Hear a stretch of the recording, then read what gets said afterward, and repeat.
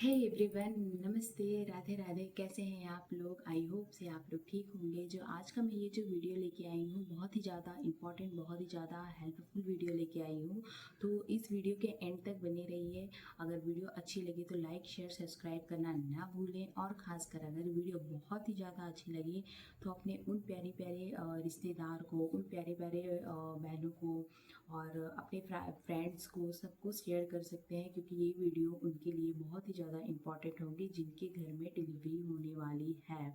तो मैं आपको बताना चाहूँगी कि ये वीडियो इसलिए इम्पॉर्टेंट होने वाला है क्योंकि जो लेडीज़ की, जो मेरी प्यारी प्यारी बहनों की डिलीवरी होने वाली है, वो बहुत ही ज़्यादा कंफ्यूज रहती है कि हम नॉर्मल डिलीवरी करवाएं या फिर सी सेक्शन, सीजर, ऑपरेशन, तीनों एक ही चीज़ है। तो खासकर जो लोग समझते हैं ज़्यादातर वो ऑपरेशन समझते हैं। तो मैं आपको सी सेक्शन नहीं बताऊंगी, मैं आपको ऑपरेशन ही बताऊंगी। क्योंकि कुछ कुछ महिलाएं ऐसी होती हैं जो वीडियो तो देखती हैं लेकिन उनको सी सेक्शन नहीं समझ में आता है। तो बेटर रहेगा कि मैं ऑपरेशन बोलूँ। तो वो महिलाएं जो डरती हैं कि नहीं, हमको नॉर्मल डिलीवरी करवानी चाहिए, नॉर्मल डिलीवरी बहुत ही अच्छी होती है, सी सेक्शन करवाना चाहिए, ऑपरेशन करवाना चाहिए, बहुत ही अच्छा होता है, या अच्छा नहीं होता है, कोई कहता है नॉर्मल अच्छा होता है, कोई कहता है सी सेक्शन अच्छा होता है। तो मैं आपको बताना चाहूँगी ये वीडियो में, मैं आपको आपके लिए यही लेके आई हूँ कि C section delivery, operation delivery अच्छी होती है या नॉर्मल डिलीवरी अच्छी होती है। तो देखा जाए तो दोनों डिलीवरियाँ बहुत ही अच्छी होती हैं। अगर आपको वीडियो अच्छी लगी तो प्लीज़ शेयर करिए ताकि उनको भी पता चले कि हाँ, दोनों डिलीवरी अच्छी होती है। नॉर्मल भी पेनफुल रहता है, सी सेक्शन भी पेनफुल रहता है। लेकिन मैं आपको बताऊंगी सबसे पहले ऑपरेशन के बारे में। सबसे पहले मैं आपको ऑपरेशन के बारे में बताऊंगी क्योंकि मैं उस दौर से गुजर चुकी हूँ। तो बेटर होगा कि पहले, सबसे पहले ऑपरेशन के रिगार्डिंग मैं आपको बता दूँ। देखिए, अगर आप जैसे आप नॉर्मल डिलीवरी के चक्कर में हैं, ठीक, क्या नहीं, मुझे नॉर्मल डिलीवरी ही करवाना है, नॉर्मल डिलीवरी करवाना है, ठीक है। नॉर्मल डिलीवरी के लिए अगर आप पूरी तरीके से रेडी हो चुकी हैं तो फिर आप नॉर्मल डिलीवरी करवाइए, कोई दिक्कत नहीं है। मैं आपको बताती हूँ, मैं अपनी ही कहानी बताती हूँ मैं आपको। मैं भी बहुत ही ज़्यादा रेडी थी नॉर्मल डिलीवरी के लिए, ये काम वो काम। जैसे पुराने ज़माने में कहते हैं ना कि बैठो मत, डिलीवरी के टाइम काम करते रहो, काम करते रहो। तो वैसे हम भी कर रहे थे। हमारे घर वाले बोले, मेरे मायके वाले बोले कि काम करते रहो, नॉर्मल डिलीवरी के चांसेस बहुत ही ज़्यादा रहते हैं, काम करने से, बैठ के पोछा लगाओ, हर चीज़ बैठ के करो। तो मैं भी काफ़ी कर रही थी। बट प्रॉब्लम ये हो गई थी कि वाटर ब्रेक हो गया। वाटर ब्रेक इसके कारण हुआ, ये मैं आपको बताऊंगी। जो वाटर ब्रेक इसके कारण हुआ, जब 9 मंथ मेरा चल रहा था तो मैंने बहुत ही ज़्यादा काम करने स्टार्ट कर दिया, सीढ़ियाँ चढ़नी स्टार्ट कर दी कि हाँ, नॉर्मल डिलीवरी के चांसेस बढ़ जाएंगे। तो ऐसा नहीं हुआ। तो उसकी वजह से मेरा वाटर ब्रेक हो गया था।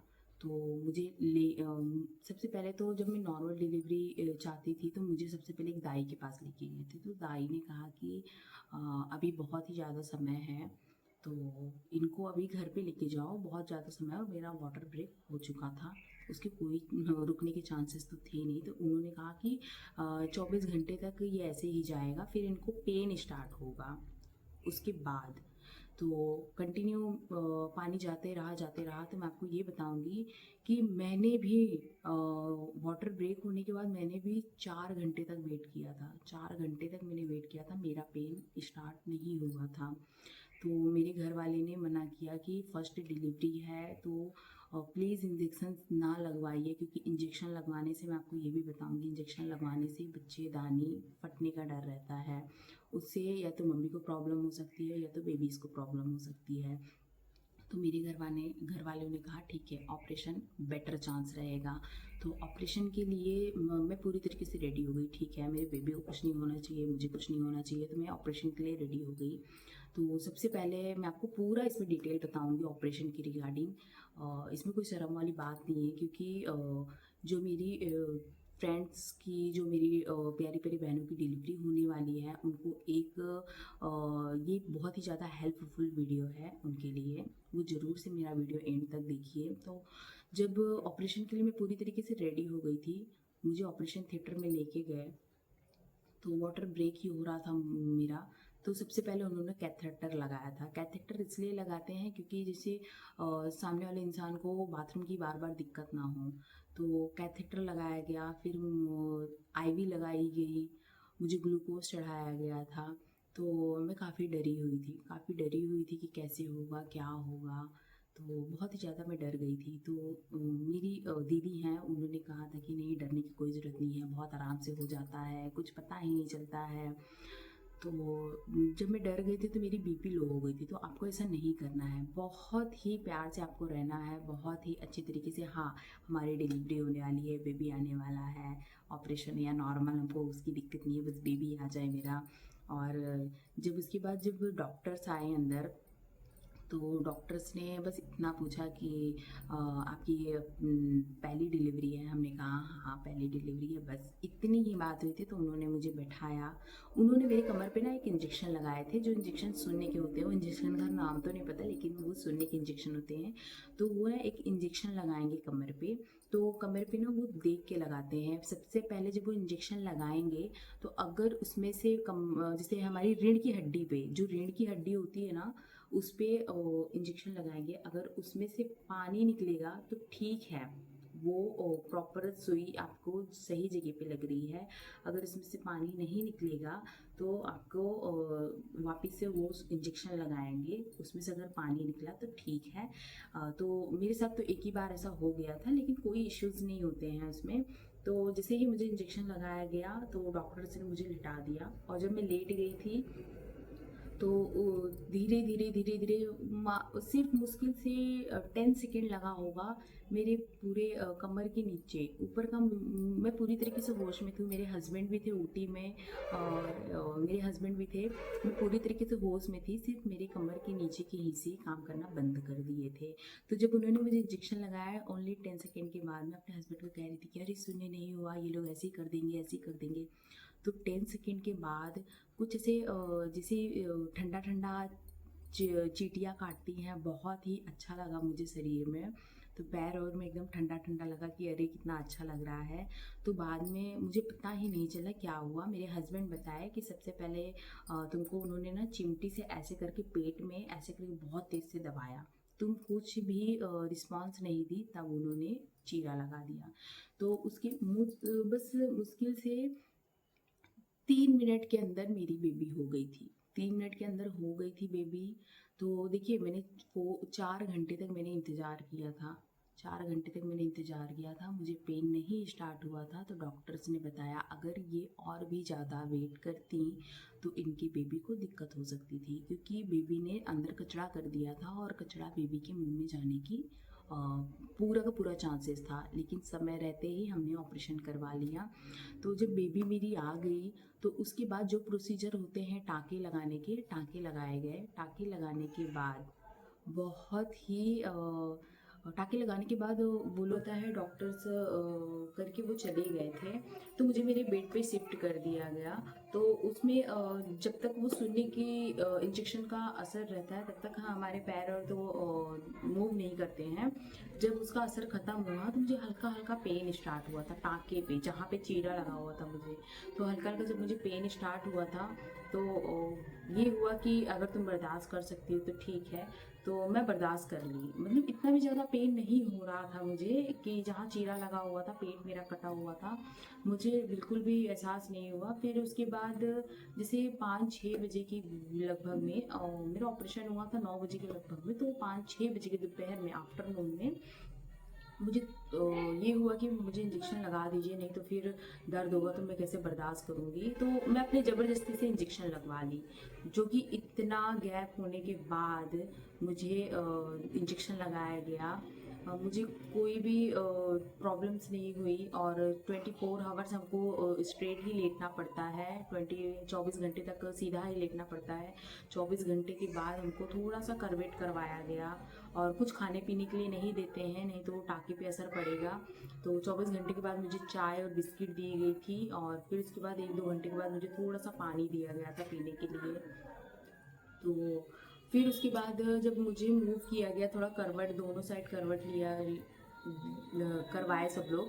तो थोड़ा सा मुझे अच्छा एहसास हुआ। फिर तीसरे दिन उन्होंने मुझे उठाया, जो भी सिस्टर थी, मेरे हस्बैंड थे, उन्होंने पकड़ के मुझे उठाया। तो मैं 3 दिन तक वैसे ही लेटी हुई थी, 2.5 दिन तक मैं वैसे ही लेटी हुई थी। तीसरे दिन जब मुझे उठाया गया तो अचानक से जब मैं उठी तो मुझे थोड़ा सा चक्कर आया और मेरे पैर में वापस से जैसे लग रहा था बहुत सारे कांटे चुभ रहे हैं।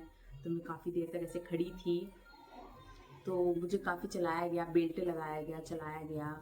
क्या है कि जितना भी, और ऑपरेशन जिसका इसका ऑपरेशन हो जाए, जितना भी आपको जब वो उठा के चलाएंगे, आपको जितना भी आप उठ के बैठेंगे, जितना चलने की कोशिश करेंगे, आपके टाँके को बहुत ही अच्छा सूखने में बहुत ही चांसेस रहेंगे, उसको सूखने के बहुत ही जल्दी चांसेस रहेंगे। और आपके टाँके भी कटने के बहुत अच्छे, वो पकेंगे नहीं, बहुत अच्छे तरीके से टाँके आपको आपके कट जाएंगे। आपको बिल्कुल भी पता नहीं चलेगा, जब उसको काटेंगे ना बिल्कुल भी नहीं पता चलेगा। तो मैं अपनी तरफ से बहुत ही अच्छा, वहाँ की जो भी सिस्टर थी बोली, अगर दीदी आप, भाभी आप अगर जितना हो सके उठ के बैठेंगी, चलेंगी, तो आपके टाँके बहुत ही अच्छे रहेंगे, बहुत जल्दी सूख जाएंगे। और जब उन्होंने मेरे टाँके कट भी किए और तो मुझे बिल्कुल भी पेन नहीं हुआ टाँके काटने पे और खींचने पे। कोई कोई कहता है कि नहीं, टाँके कटने पे बहुत ही ज़्यादा पेन होते हैं, बट मुझे बिल्कुल भी पेन नहीं हुआ था। बहुत अच्छे तरीके से मेरी ऑपरेशन हो गई थी। और फिर उसके बाद 7 डेज़ के बाद मैं घर पे आ गई। घर पे आने के बाद सिर्फ ऑपरेशन के बाद जैसे बोलते हैं ना 40 डेज़ आपको कुछ करना नहीं रहता है, सिर्फ बेबी के पास बैठो। तो 40 डेज़ तक तो मैंने कुछ नहीं किया हुआ था।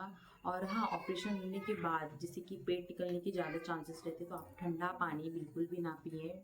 ठंडा पानी नहीं पीना है आपको, आपको गर्म ही पानी, गुनगुना पानी ही पीना है। और दाल रोटी आपको कंटिन्यू खानी है, जैसे एक बार हुआ, 2 बार हुआ, इससे आपको भी अच्छा रहेगा, आपके बेबी के लिए भी, फीडिंग के लिए। जितने भी हो सके दूध, तो दाल की वजह से दूध भी होते हैं बहुत ही अच्छे तरीके से। तो 40 डेज़ के बाद मैं अपना वापस से वही सब काम चालू करना स्टार्ट कर दी। सिर्फ मुझे एक काम नहीं करना था, बाल्टी भर के, मतलब भारी चीज़ मुझे नहीं उठाना है, वरना टाँकी पे असर पड़ेगा। तो 40 डेज़ के बाद मैंने प्रॉपर से खाना बनाना स्टार्ट कर दिया। मुझे कोई इश्यूज़ नहीं हुआ, कोई दिक्कत नहीं हुई, मेरे टाँके में अच्छे तरीके से सूख गया। सिर्फ मैं अभी बाल्टी नहीं उठाती हूँ। तो जितना हो सके आप, जैसे 5 महीने, 6 महीने आप जितना बचाएँगे उतना आपके लिए अच्छा होगा। तो ये था ऑपरेशन, जितना भी था ऑपरेशन के रिगार्डिंग मैंने आपको बता दिया कि ऑपरेशन में आपको कोई भी दिक्कत नहीं होती, कोई भी परेशानी नहीं होती है। तो अगर डॉक्टर आपको सजेस्ट करे कि नहीं, आपकी ऑपरेशन होना आपका ज़रूरी है, ऑपरेशन से डिलीवरी होगी, ऑपरेशन से बेबी आएगा, तो आप बेझिझक ऑपरेशन करवाइए, बिल्कुल खुशी खुशी करवाइए, क्योंकि ऑपरेशन से आपको कोई भी दिक्कत नहीं होगी। सिर्फ जो भी औरतें रहती हैं घर की, वो डराती हैं कि अरे ऑपरेशन हो जाएगा, कैसे होगा, कैसे नहीं होगा, फिर ज़िंदगी भर बैठना पड़ेगा, ऐसा है वैसा। ऐसा कुछ भी नहीं है। आप बस 40 दिन तक, आपको तो वैसे भी नॉर्मल डिलीवरी में भी 40 दिन आपको रेस्ट मिलता है, सीजर वाले में भी आपको 40 दिन रेस्ट मिलेगा। उसके बाद से आप थोड़े बहुत काम करना स्टार्ट कर सकती हैं। और बस आपको भारी चीज़ें नहीं उठानी है कि जैसे बाल्टी भर के उठा दिए दो, कुछ भी करो, ये वो नहीं करना है। तो ये था ऑपरेशन की जर्नी मेरी। तो मैं आपको नॉर्मल की भी बता देती हूँ कि जो महिलाएं सोचती हैं कि हाँ हम नॉर्मल डिलीवरी चाहते हैं, बहुत ही अच्छा सोच रही हैं। मैं उनको ये नहीं कह रही हूँ कि आप डिलीवरी नॉर्मल मत करवाइए, बहुत ही अच्छा सोच रही हैं आप कि आपकी नॉर्मल डिलीवरी हो जाए, बहुत ही अच्छी बात है। तो नॉर्मल डिलीवरी के लिए मैं आपको एक मोस्ट इम्पॉर्टेंट बात बताना चाहूँगी। अगर आप नॉर्मल डिलीवरी चाहती हैं, मैं उन प्यारी प्यारी बहनों से ही नहीं बल्कि उनके फैमिली मेम्बर से भी कहना चाहूँगी, अगर आप ये वीडियो देख रहे हैं ना, तो जैसे उस महिला का जैसे 8.5 जैसे कि 8 मंथ कंप्लीट हो चुका है, 8 मंथ कंप्लीट हो चुका है, 7.5 ही मंथ में कंप्लीट हो चुका है। तो उनको मैं यही बोलूँगी, यहाँ जोड़ के विनती है मेरी, उनको काम करने की सलाह मत दीजिए। अगर वो काम कर रही हैं, ठीक है, उनको खाना बनाने दीजिए, खाना बनाइए, लेकिन झुक के झाड़ू मत लगाने दीजिए, पोछा मत लगाने दीजिए। क्योंकि अब ऐसा हो गया है ना कि जो हमारे बच्चे रहते हैं, पेट में जो भी बच्चे रहते हैं, वो खसक के नीचे चले आते हैं, तो उनको बैठने उठने में प्रॉब्लम हो जाती है। तो इससे ना वाटर ब्रेक होने की ना बहुत ही ज़्यादा चांसेस हो जाते हैं, क्योंकि बच्चे का जो भार पड़ता है ना, वो सीधा का सीधा बच्चेदानी की थैली पे पड़ता है, तो वो ना फटने के चांसेस बहुत ज़्यादा हो जाते हैं। तो मैंने भी यही गलती की थी। नॉर्मल डिलीवरी के चक्कर में मैं बहुत ही ज़्यादा काम करती थी। मेरा 9 मंथ स्टार्ट हो चुका था। मैं बहुत ही ज़्यादा काम कंटिन्यू काम करती थी। तो इसकी वजह से जो भी बेबी थी मेरी नीचे खसक के आ गई थी, और ज़्यादा हैवी 3.5 किलो की बेबी थी मेरी, तो ज़्यादा हैवीपन होने की वजह से वाटर ब्रेक हो चुका था।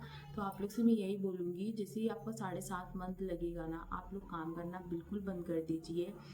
और मैं आपको गारंटी के साथ कह रही हूँ, अगर आप नॉर्मल काम करेंगे, ज़्यादा प्रेशर नहीं डालेंगे कि हाँ ज़्यादा प्रेशर डालो बच्चेदानी का मुंह खुलेगा, नॉर्मल डिलीवरी होगी, इससे आपकी नॉर्मल डिलीवरी नहीं होगी, सिर्फ ऑपरेशन होगा। तो जो भी नॉर्मल डिलीवरी चाहती है, मैं उनके लिए यही बोलूँगी 7.5 मंथ के बाद आप काम करना बंद कर दीजिए। ठीक है, डॉक्टर्स भी आपको सलाह देते हैं, लेकिन आजकल के डॉक्टर्स जो सलाह देते हैं, आप एक बार उनसे मिलिए, उनसे बात करिए। वो भी आपको यही बोलेंगे कि जब आपका 8वां महीना चालू हो जाएगा तो आप काम करना बंद कर दीजिए। तो मैं तो 7.5 मंथ की बात कर रही हूँ कि ठीक है 10-15 दिन और प्लीज़ उनको रेस्ट दीजिए कि वो काम ना करें। नॉर्मल काम कर सकती हैं, लेकिन झुक के झाड़ू ना लगाएं, पोछा ना लगाएं, और हैवी चीज़ ना उठाएं। सीढ़ियाँ चढ़ना बंद कर दीजिए आप।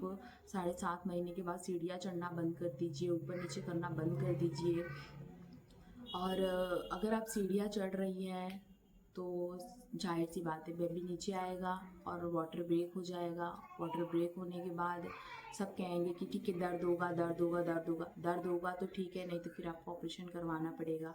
तो नॉर्मल डिलीवरी अगर आप चाहती हैं तो आप यही करिए, आप काम करना थोड़ा कम कर दीजिए, और उसकी वजह से आप खाइए पिए सब कुछ करिए, लेकिन काम करना बंद कर दीजिए। नॉर्मल डिलीवरी जब होगी आपकी तो बहुत आराम से नॉर्मल डिलीवरी हो जाएगी। हाँ, थोड़ा ये रहता है कि ऑपरेशन, तो नॉर्मल डिलीवरी ये है ना कि ऑपरेशन जब होता है, सब कहते हैं कि अरे कैसे करेंगे, कैसे करेंगे, कैसे करेंगे, पेट पे चीरा लगेगा, कैसे करेंगे, समझ में नहीं आ रहा है। नहीं, ऑपरेशन में इतना दिक्कत नहीं होती जितनी नॉर्मल में होती है। नॉर्मल में हमको 72 हड्डियों का टूटने का एहसास होता है, और ऊपर से अगर आपकी नॉर्मल डिलीवरी, आपका बेबी हैवी है, 3.5-4 किलो का है, तो आपका बच्चेदानी का मुंह भी, मतलब बच्चेदानी फटने का डर रहता है, बहुत ही ज़्यादा चांसेस। और प्लीज़ मैं आपको ये भी सजेस्ट करना चाहूँगी, अगर आपकी जैसे डेट आपकी ज़्यादा हो गई है, जैसे 9 मंथ कंप्लीट हो गया, आपको दर्द नहीं फील हो रहा है, तो आप एक बार डॉक्टर से जाइए, उनसे बातचीत करिए। तो वो देखिए वो क्या कहेंगे, अल्ट्रासाउंड करवाने को कहेंगे, वो आपको बताएंगे कि ऑपरेशन से होगा या फिर नॉर्मल डिलीवरी के लिए आप वेट करिए। तो मैं आपको ये भी बताऊंगी कि आप इंजेक्शन तो मत लगवाइएगा। जिनकी पहली डिलीवरी है, जो कमज़ोर टाइप की महिलाएं हैं, अगर आपको पेन हो रहा है तो आप इंजेक्शन मत लगवाइए, आपकी नॉर्मल डिलीवरी हो जाएगी। लेकिन आपको पेन नहीं हो रहा है, समय आगे निकल चुका है, तब आप नॉर्मल डिलीवरी के लिए इंजेक्शन मत लगवाइए। इंजेक्शन आप लगाएंगे तो आपको दर्द भी होगा बहुत ही ज़्यादा, प्लस आपका बच्चेदानी फटने का डर रहता है। अगर एक बार बच्चेदानी फट गई आपकी, हमारे घर में ऐसा हुआ है, आज आज वो लेडी कहती है कि काश मैं ऑपरेशन करवा ली होती तो बहुत ही अच्छा रहता। जहाँ ऑपरेशन के लिए मुझे 40 दिन तक, 1 महीने तक रेस्ट करना पड़ता है ऑपरेशन के बाद। बच्चेदानी जब फट जाती है ना, तो उनको 6 महीने, 7 महीने, यहाँ तक कि 1 साल तक उनको रेस्ट करने की ज़रूरत होती है, ऐसा होता है। तो नॉर्मल डिलीवरी भी जो चाहती हैं, बहुत ही अच्छा चाहती हैं, आप नॉर्मल डिलीवरी करवाइए, लेकिन अगर आप उस दर्द को झेल सकती हैं तभी आप करवाइए, नहीं तो फिर आप नॉर्मल डिलीवरी मत करवाइए, सी सेक्शन से ही करवाइए। आजकल तो सरकारी में भी बहुत ही ज़्यादा सुविधाएं हो गई हैं, बहुत ही ज़्यादा अच्छा हो गया है वहाँ पे। तो अगर जैसे किसी के पास बजट नहीं बन रहा है तो आप लोग सरकारी में जाके करवाइए ना सी ऑपरेशन। और जैसे लेकिन नॉर्मल अगर आपको पेन हो रहा है तभी करवाइए, नहीं तो फिर इंजेक्शन मत लगवाइए। मैं आपको फिर से बताना चाहूँगी, 72 हड्डियों का टूटने का एहसास होता है। नॉर्मल डिलीवरी में बहुत ही ज़्यादा पेन होते हैं, जो कि ऑपरेशन में इतना एहसास नहीं होता है। तो मैं ये वीडियो आप लोग के साथ शेयर कर दी हूँ, तो आप लोगों को अच्छा लगे तो लाइक शेयर सब्सक्राइब जरूर से करिए, और शेयर तो ज़रूर से करिए उन लोगों के पास जिनकी डिलीवरी होने वाली है। तो मिलते हैं नेक्स्ट ब्लॉग के साथ। आज का मेरा ब्लॉग मैं यहीं पे स्टॉप करती हूँ। आई होप आप लोग को अच्छा लगा होगा। नमस्ते।